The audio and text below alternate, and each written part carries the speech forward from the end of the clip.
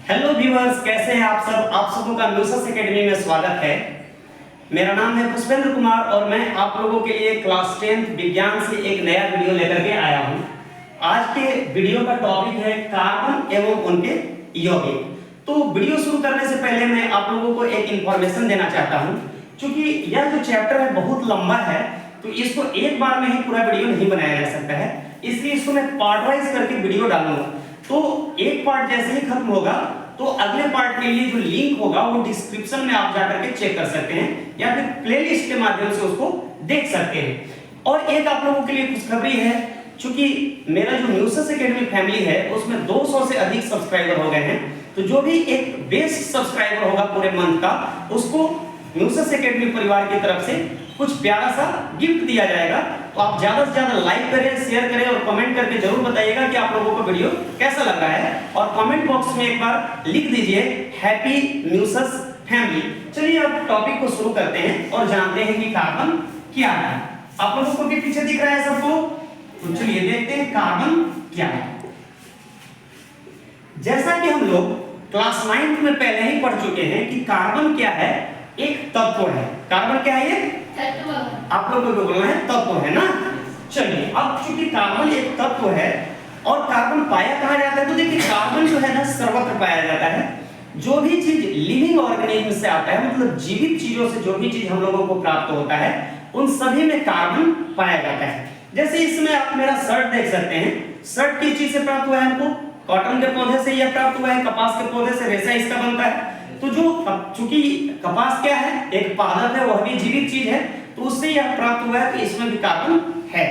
तो कोई भी जीवित चीज से प्राप्त होने वाली जो चीजें हैं उसमें जैसे गोबर हो गया, लकड़ी हो गया, कोयला हो गया, इन सभी चीजों में कार्बन पाया जाता है। अब चलिए आगे समझते हैं कि जो कार्बन है, कार्बन को हम लोग सी के द्वारा सूचित करते हैं। जैसे यहाँ पे आप देख सकते हैं इसका सिंबल क्या है? सी है। क्योंकि इंग्लिश में कार्बन को हम लोग लिखते हैं CARBON, तो कार्बन का जो पहला अक्षर है वह यहाँ पे मैंने लिख दिया। कार्बन का सिंबल है 6। और कार्बन का परमाणु संख्या क्या कितना होता है, कोई बता सकता है क्या? आप लोगों में से किसी को पता है? नहीं, कार्बन का परमाणु संख्या होता है 6। कार्बन का परमाणु संख्या कितना होता है? 6 होता है। यहाँ तक बात सबको समझ में आ रही है। अब चलिए थोड़ा सा और आगे समझते हैं। कार्बन में इलेक्ट्रॉन जो होता है उसकी संख्या होती है 6, प्रोटॉन की संख्या होती है 6 और न्यूट्रॉन की भी संख्या होती है इसमें 6। तो ये आप लोगों के लिए थोड़ा सा ज्यादा महत्वपूर्ण था, आप इसको भी समझ गए। अब आगे देखते हैं कि जो कार्बन परमाणु है उसका इलेक्ट्रॉनिक विन्यास कैसे होगा। यह अक्सर बोर्ड परीक्षा में पूछा जाता है। अब यहाँ से जो सेक्शन शुरू हो रहा है बोर्ड परीक्षा के लिए शुरू हो रहा है। जैसे आप देखेंगे जो कार्बन का परमाणु संख्या तो कभी-कभी पूछ लिया जाता है ऑब्जेक्टिव क्वेश्चन में, तो इस पे भी आप ध्यान देंगे। अब हम लोग समझेंगे इलेक्ट्रॉनिक विन्यास। इलेक्ट्रॉनिक विन्यास या इलेक्ट्रॉनिक कॉन्फ़िगरेशन। जो कार्बन परमाणु है उसका इलेक्ट्रॉनिक विन्यास होता है 2 और 4। तो आपसे अगर परीक्षा में पूछा जाए आप सीधे यहाँ 2 और 4 लिख देंगे। आप देखेंगे कि इसमें अंतिम कक्ष में, चूंकि यहाँ पे 2 कक्ष बन रहे हैं इस प्रकार से, तो अंदर वाले कक्ष में 2 इलेक्ट्रॉन और बाहर वाले कक्ष में 4 इलेक्ट्रॉन मौजूद होते हैं। तो चूंकि इसके बाह्यतम कक्ष में 4 इलेक्ट्रॉन मौजूद हैं, अतः इसकी संयोजकता कितनी होती है? 4। तो यह भी आप याद रखेंगे कि जो कार्बन है, कार्बन की संयोजकता कितनी होती है? तो 4 होती है। कितनी? 4। यानी कि कार्बन जो है वह चतुसंयोजी होता है। चतुसंयोजी कैसा होता है? चतुसंयोजी होता है। और यह बहुत इंपॉर्टेंट क्वेश्चन है, बार बार ऑब्जेक्टिव पूछा जाता है बोर्ड परीक्षा में। तो इसको आप लोग याद रखेंगे कि कार्बन की संयोजकता कितनी है? 4 और इसे चतुसंयोजी बोला जाता है। तो यहाँ तक की बात आप लोगों को बहुत अच्छे से समझ में आ रही होगी। यदि अभी तक आप बातों को समझ रहे हैं तो एक बार इसको स्क्रीनशॉट करके भी आप रख सकते हैं। चलिए अब इसको थोड़ा सा इरेज करते हैं और आगे की चीजों को हम लोग समझते हैं। आप लोगों को वीडियो यदि पसंद आ रहा है तो आप लोग अपने दोस्तों के पास इसको शेयर कर दीजिए ताकि उनको भी पता चल सके कि क्या पढ़ाई हो रही है। चलिए अब हम लोग देखेंगे कि जो कार्बन है, कार्बन बहुत अधिक मात्रा में परमाणुओं का निर्माण करता है। तो ऐसे कार्बन जो है वह बहुत अधिक मात्रा में नए नए यौगिकों का निर्माण करता है। तो समझते हैं कि आखिर ऐसा क्यों होता है। जैसे कार्बन के कुछ यौगिकों का मैं नाम बताता हूं, जैसे मीथेन हो गया, इथेन हो गया, प्रोपेन हो गया, ब्यूटेन। तो इस तरह से हजारों लाखों इसके क्या हैं यौगिक बनते हैं। तो आखिर इतना अधिक मात्रा में यह यौगिक का निर्माण कैसे कर पाता है, तो चलिए इसको थोड़ा सा समझते हैं। तो इसको हम लोग लिख लेते हैं, इसको हम लोग बोलते हैं कार्बन की सर्वतोमुखी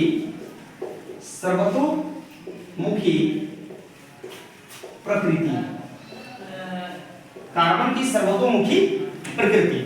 अब देखिए कार्बन की सर्वतोमुखी जो प्रकृति है, यानी कि कार्बन जो बहुत अधिक मात्रा में यौगिकों का निर्माण करता है, उसका क्या कारण है। पहला कारण इसका जो है वह है श्रृंखलन। क्या है? श्रृंखलन। श्रृंखलन को हम लोग अंग्रेजी में बोलते हैं कैटेनेशन। क्या बोलते हैं? कैटेनेशन। श्रृंखलन क्या है, थोड़ा सा इसको समझ लेते हैं।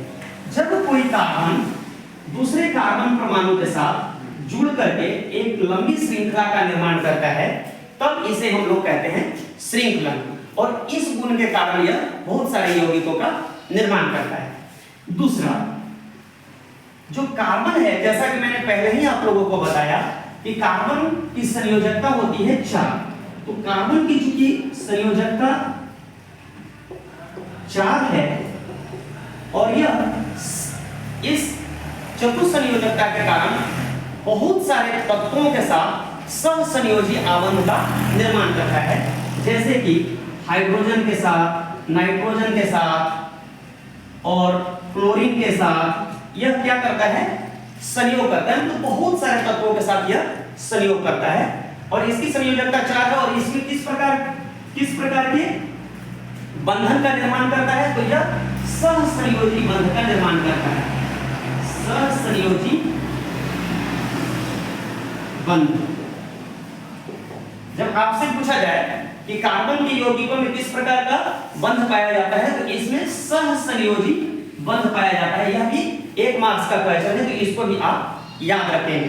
तो इन्हीं दोनों गुणों के कारण क्या है, यह बहुत अधिक संख्या में यौगिकों का निर्माण करता है। चलिए अब आगे हम लोग समझते हैं कि हाइड्रोकार्बन क्या होता है। तो थोड़ा सा इसको पहले मिटा लेते हैं, उसके बाद हम लोग हाइड्रोकार्बन के बारे में जानेंगे। मैं आशा करता हूं कि आपको वीडियो अच्छा लग रहा होगा। एक बार आप लोग फिर से मैं आप लोगों से रिक्वेस्ट करता हूं कि आप लोग इसको शेयर करते चलिए। चलिए देखते हैं अब हाइड्रोकार्बन क्या है। हाइड्रोकार्बन, जैसा कि नाम से ही ज्ञात है, हाइड्रोकार्बन में हाइड्रोजन और कार्बन शामिल होता है। मतलब हाइड्रोजन और कार्बन के संयोग से जो यौगिक बनता है, या हाइड्रोजन और कार्बन के मिलने से जिस यौगिक का निर्माण होता है, वैसे यौगिक जिसमें हाइड्रोजन और कार्बन पाए जाते हैं, उन्हें हम लोग क्या कहेंगे? हाइड्रोकार्बन के नाम से जानते हैं। अब देखिए जो हाइड्रोकार्बन है वह 2 प्रकार का होता है। कितने प्रकार का होता है? 2 प्रकार का। जो इसका पहला प्रकार है उसको हम लोग बोलते हैं संतृप्त हाइड्रोकार्बन। क्या बोलते हैं? संतृप्त हाइड्रोकार्बन। जबकि जो दूसरा प्रकार है उसको हम लोग बोलते हैं असंतृप्त हाइड्रोकार्बन। अब जो संतृप्त हाइड्रोकार्बन है, इसे आप लोग देखेंगे। संतृप्त हाइड्रोकार्बन में जो कार्बन है और कार्बन परमाणु के मध्य सिंगल बंध, मतलब एकल बंध पाया जाता है। कार्बन और कार्बन के बीच कैसा बंध पाया जाता है? एकल बंध पाया जाता है। और वैसे यौगिक, कार्बनिक यौगिक जिनमें एकल बंध होता है, उन्हें हम लोग कहते हैं एल्केन। क्या कहते हैं? एल्केन कहते हैं। अब देखिए असंतृप्त हाइड्रोकार्बन में कौन कौन से शामिल है? तो जब कार्बन और कार्बन के बीच या तो द्विबंध होगा, या फिर कार्बन और कार्बन के मध्य त्रिबंध होगा, या फिर क्या होगा, वह साइक्लिक प्रकार का हो सकता है। साइक्लिक रिंग का निर्माण कर सकता है। जब 2 कार्बन परमाणुओं के मध्य द्विबंध होता है, तब इसे हम लोग कहते हैं एल्कीन। इसको क्या कहते हैं? एल्कीन कहते हैं। और जब त्रिबंध होता है, तब इसको हम लोग कहते हैं एल्काइन। क्या कहते हैं? एल्काइन ना। और यहाँ पे आप एक रिंग देख रहे होंगे, तो रिंग इसे एरोमेटिक कंपाउंड बोला जाता है। इसका बहुत ही शानदार उदाहरण है बेंजीन। ठीक है, तो यहाँ तक की बात आप लोगों को बड़े अच्छे से समझ में आ गया होगा कि कार्बन और जो कार्बन के यौगिक हैं उसमें अभी जो जो टॉपिक मैंने आपको समझाया, एक बार फिर से आप वीडियो को रिवाइंड करके देख सकते हैं। देखिए हाइड्रोकार्बन को एक बार मैं पुनः समझा देता हूं कि हाइड्रोकार्बन हाइड्रोजन और कार्बन से मिलकर बने होते हैं। हाइड्रोकार्बन दो प्रकार के होते हैं, पहला संतृप्त हाइड्रोकार्बन। संतृप्त हाइड्रोकार्बन वैसे हाइड्रोकार्बन होते हैं जिनमें कार्बन कार्बन के मध्य एकल बंध पाया जाता है, एकल बंध पाया जाता है, जबकि असंतृप्त हाइड्रोकार्बन वैसे हाइड्रोकार्बन होते हैं जिनमें कार्बन और कार्बन के मध्य या तो द्विबंध पाया जाता है या त्रिबंध पाया जाता है या फिर साइक्लिक फॉर्म में होते हैं। जिनमें एकल बंध पाया जाएगा उन्हें एल्केन कहेंगे, जिनमें द्विबंध पाया जाएगा उन्हें एल्कीन कहेंगे, और जिनमें त्रिबंध पाया जाएगा उनको एल्काइन कहेंगे, और जो साइक्लिक फॉर्म में होगा उन्हें हम बेंजीन कहेंगे। तो आज का ये पार्ट जो है यहीं पे संपन्न होता है। चलिए आप सबसे मिलते हैं नेक्स्ट पार्ट में, तब तक के लिए आप सबों को बाय बाय।